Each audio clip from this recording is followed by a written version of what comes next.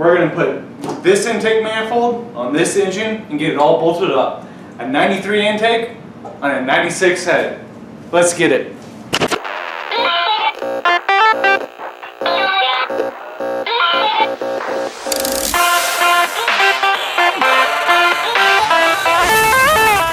So the first thing we're going to do is get this thing cleaned up and remove the intake. Because I am putting this in a 91 Miata, I won't be using this intake. There's no reason to keep it. So remove the intake and try to clean it up. Just try to make it look pretty because it is going to be, you know, top and center. And so just clean it up a little bit, make sure it looks nice, or somewhat decent, because it's dirty as all get out. So need to clean it up. So gonna clean it up and then I'll get back with y'all. So I decided not to clean it. I just got sick of it.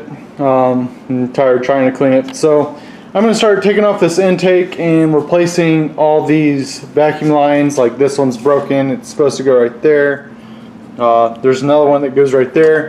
You need to replace this. But first, let's take off the intake and then I'll walk you guys through it. Excuse me, throttle body. This thing, because we're not going to be using it for this build. And so I just took off the intake of my car. As you can tell, it's pretty oily. I have a new gasket for it and everything. Gonna end up cleaning all this real quickly. Just scuff pad it, clean it up, make sure it looks nice, so we get ready to put the spacer in that Flying Miata that I bought from Flying Miata. Just space it out, which that will probably be at the end of the build because I'm still using my Miata. So I'm going to take this apart, clean it up, and just prep it. And then next we're going to be working on replacing all these hoses. Since it's off the engine, it's going to make it a lot easier replacing all these hoses, all the ones on the inside. You just don't want to have a leak and then take it all off when you just put it into the car. So going to make it easy, and well, re-gasket everything, but first I'm going to clean this up. So I'm going to walk you guys through this right here. Hopefully you guys can see and I don't mess up. So I'm going to be replacing a lot of these hoses right here.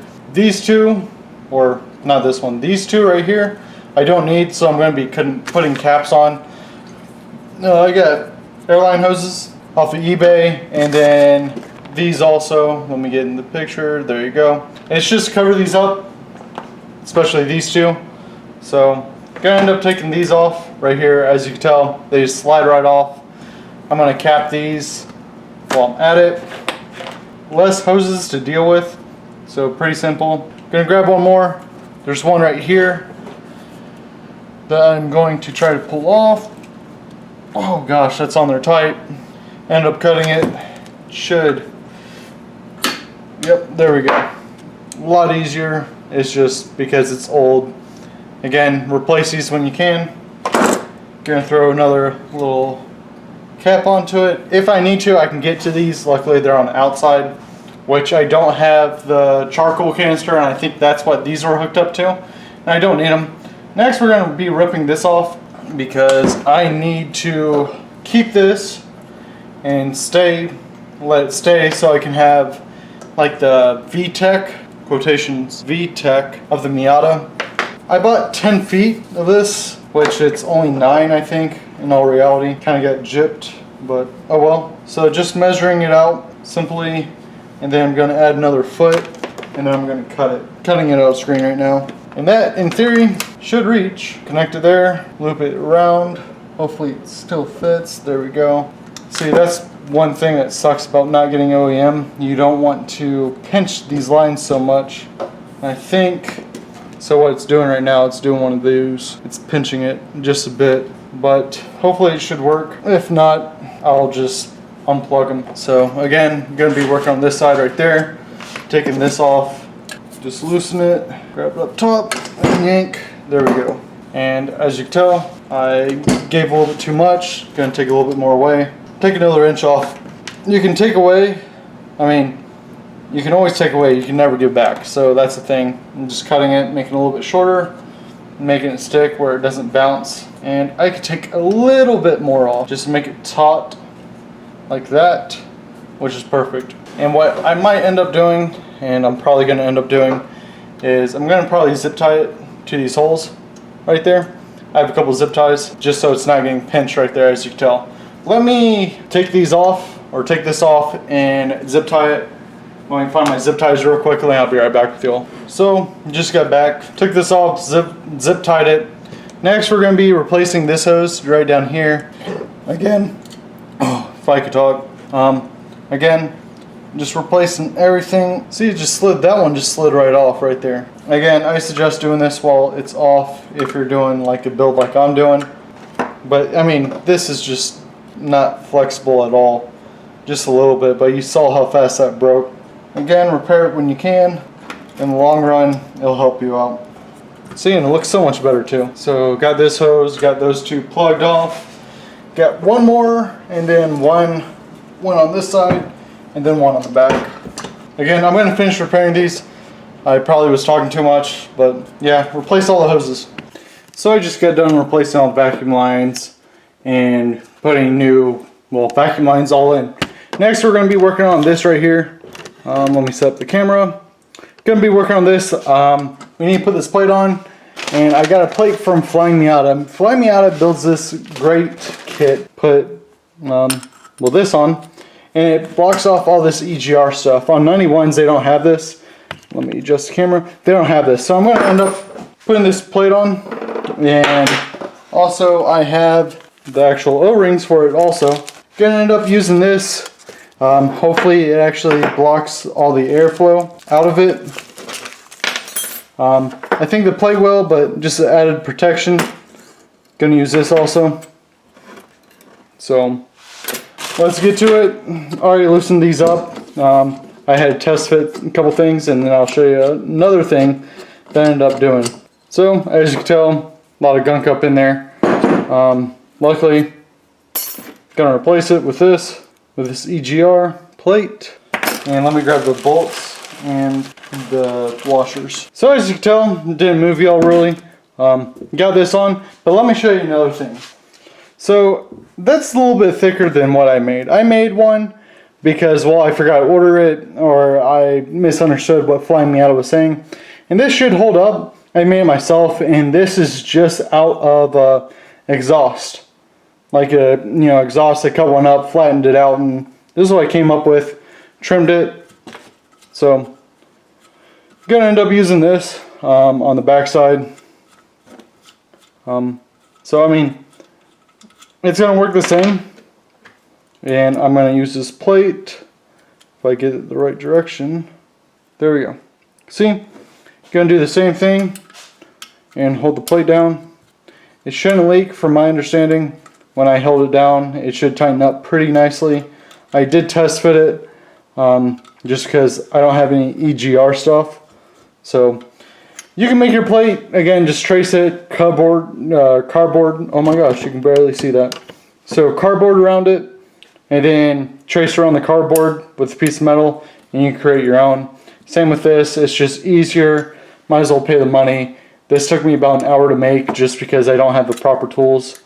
But you can also buy them off of eBay for like $20 or $30, I think it is, if you don't want to pay for Flying Miata. But I did support Flying Miata in this just because, well, some of their stuff is really easy to use. So let me finish putting this on, and I'll get back with y'all. So I did mess up. I over torqued this. Luckily there's enough threads in this where I could just put on an actual bolt to it still, and that's pretty tight. It's not going to loosen up. It's just white, so that sucks, but hey, it's going to hold. That's all that matters. So next we're going to start working on the fuel injectors. So when you're doing this swap, you're going to have to use the injectors from the 99 and then use the fuel rail, but you just have to replace this top hat. And so that's what I'm going to do next. I'm going to go grab the fuel injectors and everything off of the old head, I should say. Gonna grab this right here and then bolt on the other regular so I could actually run run the correct regulator, because I'll explain it later when I get this off. So next we're going to be working on this. I got the fuel rail off, as you can tell, but I'm going to take this apart real quick and show you that, see right here, it's a one-way direction fuel rail. And to make this system work, we need a one-direction fuel rail. So what I'm going to end up doing is taking this part off of the fuel rail right there, as you can tell, and bolt it onto this. It's going to help me have a two-way direction, or where it feeds back into the fuel pump, because that's how my Miata is set up now. It's going to make it easier in the long run. So I'm going to take this off and then put it onto this 99 fuel rail, and I'll get back to fuel. So it's a couple days later, and well, I had to stop the video because I have the wrong fuel rail. I have a 99, which I was going to adapt, and then I have a bunch of like 93s, and then one from another 99, which was from Japan, which was a 1.6. Yes, they had those for some weird reason. But anyways, I tried to put it on and it didn't work out. So I have a 96 head, or 97, whatever year that is. 95 also. It's same thing, practically. So it doesn't match up. And the main reason for that is because, well, the fuel rails won't work. So I ordered a 96 fuel rail that should work. I'm planning on putting the 99 injectors in. Supposedly they're better. I also have blue tops, which on the internet they're debatable. They could be better, from my understanding. But anyways, we're gonna skip from that, and I got some other parts in, so we're gonna start working on that. So let's get to that. So we're gonna be putting 3 things on, or 4. We are going to take this signal wire that goes to the back of this. So this one won't work with this one because this is a 99 sensor.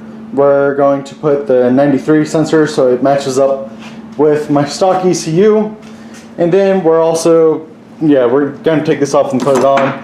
And then we're going to re-gasket it, and then also put this oil sensor on here because the 99 one doesn't read properly. So we're going to end up bolting that on right down there and get everything hooked up. I'm not going to put you guys on time lapse, or I might, I don't know. But we're going to get all this stuff done. I'm not going to tell you how to put on a thermostat and whatnot. There's other videos, great people that know how to do it. It's simple. So I'm just going to put you guys on time lapse and get all this stuff done.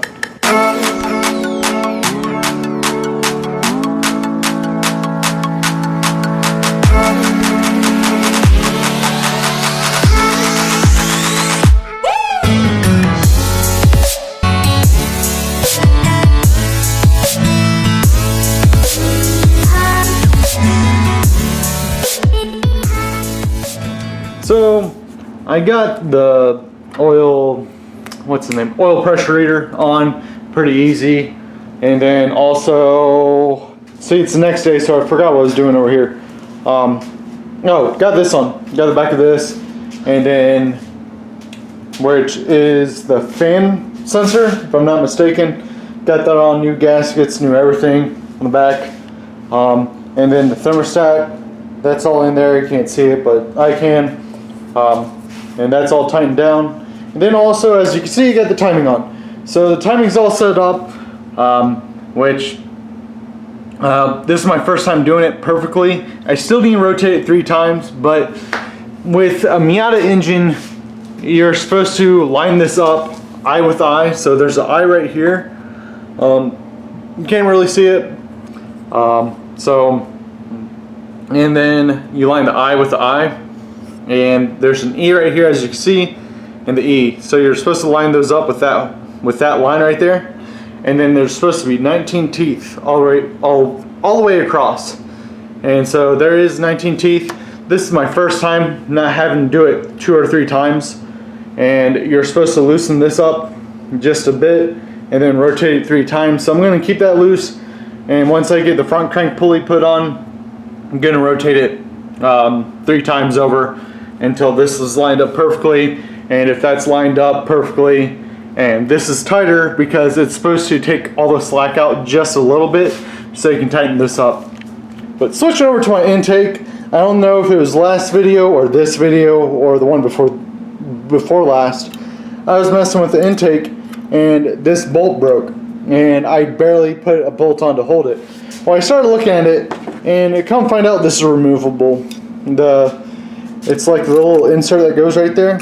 So it's removable. I ended up just putting a little bit of heat, putting vice grips on it, and just rotating it back out. Came out easily.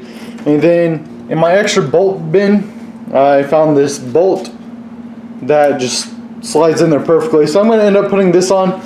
I was surprised on how well this was fixed. And this is simple, and it has a wide base where it can actually hold everything down. I do have a lock washer on there, and then just this has a regular washer. I should have it tight enough. So after that last clip, I started putting this back on, and well, I broke it again. So luckily I just found another screw that fits all my random parts, and tightened it down, just backed out like it did last time. So these two are now officially not going to go anywhere. Hopefully it seals right. I think it will. But next we're going to move on to these injectors. So these injectors right here are about, well, they're 20 years old. And there's a filter inside of there, and these gaskets are hard, and they're not supposed to be. They're supposed to be rubberized. And now they're like plastic, So we're going to end up getting this filter out. I have an example of one right there, and I'm going to be putting those back in. So let me show you how to take these out, because they can be a little bit difficult. So hopefully you guys can hear me. So with these injectors, there is this gasket that I showed you. Here's the part number for it. That's what I ended up getting off of eBay. I just want to make sure this runs properly, and I don't want to rebuild the injectors because, well, they're hard to get to. So might as well do it while they're out. So the main thing is getting this little metal gasket out right here. I'll show you an example. So it looks like that, where my finger's at right there. So what you're supposed to do is get a tool and pull it out, but a screw will work out perfectly. You just want it snug enough where it will go in there and start tightening it. You have a little bit of play, so you don't have to go that far into it, but you don't have to be where it won't go in. So tighten it. There it goes, and just start wiggling it. I'm going to use vice grips just because it's easier. And just wiggle, wiggle, wiggle. Well, make sure your vice grips are tight. So just wiggle it, and it'll eventually come out. I did put WD-40 on it also to make it easier. And you just see how gunked up that is. So it didn't damage the injector at all, as you can tell. And then, well, this came out, and you can just, the filter itself just disappeared. Like, there's no really filter on it. It was just getting the injectors all messed up and not as clean. I'm going to throw a little bit of brake cleaner in these just to clean it. And I haven't installed the new gaskets all the way around, so I'll show you that in a second. But I'm going to do the rest of these and then show you how I'll put the gaskets on and everything else. So I got the injectors, well, at least the filters out. I just want to show you how bad this is. I'm going to barely put my hand across it, and hopefully you guys can see it. Just broke, just tore like that. I mean, the other side, same thing. So it just shows you that getting this, doing this, maintenance is just a good thing, because right there, if my camera will focus, so right there, that's part of the filter, and just faded away. So it's a good thing to change these out if you're going to rebuild the engine like I'm doing. So let's get to the next part of cleaning these injectors.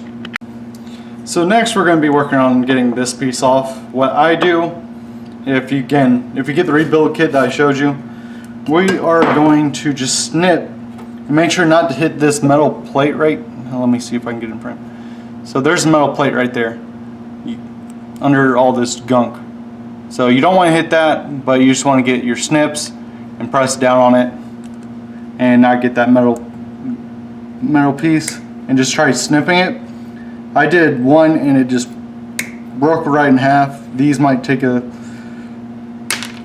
as you tell, look, it snapped right in half. Easy to come off. So, and then with this, you grab the pliers or vice grips, what I like to use, and just get it just on there just right where you're not going to break anything, but you got a good enough grip, and just start wiggling it up. And remember to remove this O-ring, unlike I just did, but there you go, O-ring's off. So do this again, bam, it's off. So do that for the rest, brake clean them, and then put everything back on like it was. This is pretty good. It's going to help your car perform a little better. If you have any junk in the gas tank, it's going to clean it, it's going to seal right, you're not going to have a gas leak. So it's pretty good. And then install them, which we'll get to that next after I get this done. So it's the next day. I ended up painting this wrinkle black, as you can tell, and it looks pretty good for what it is. I did get my fingerprints on around there, but it looks a lot better than it being all gross like it was. I painted the other one on accident, which was for a different head, which ain't that big a deal, it just sucks. So had to respray it and everything else, but looking good. Everything seated in there perfectly. I mean, I'm glad I rebuilt those injectors, and now I'm probably gonna bolt on the intake manifold, and probably not gonna paint it, just leave it as it is, because eventually I do plan on getting another head, not anytime soon, but you know, I'm not gonna put all that work into that right now. Kind of just want to get this car running this weekend, so gonna bolt in the intake manifold. So after doing a little bit more research, guess what I found out? This intake manifold won't work with this head and the injectors. So I tried and modified it. As you can see, cut that off of this. Made it look shitty just to test drive it or test fit it, and it won't work. So I'm gonna have to go back with the other head. So that's where I'm gonna stop the video today, y'all. I figured it out last night, just didn't want to deal with it anymore. So this engine right here won't work with my intake manifold, and I'd rather have my intake manifold than that head. So I'm gonna try something on that old rusty head that I have, which that involves me tearing down this engine and well, trying to unrust the other head, which I have some promising results. We'll see. I'm gonna soak it for a little bit and let's see what happens. But this engine that I thought I almost had done, well, it's coming back apart. So sucks because I just blew a head, or you know, head gasket's gone. I'm gonna have to use certain parts off of this, so some of the seals I'm gonna have to, you know, take away or take off, and it's just a big ordeal in a sense. So I'm gonna get started on that. Kind of sucks, but hey, it's gonna come out better eventually. So hopefully I can get this head working. But remember, never give up. Bye.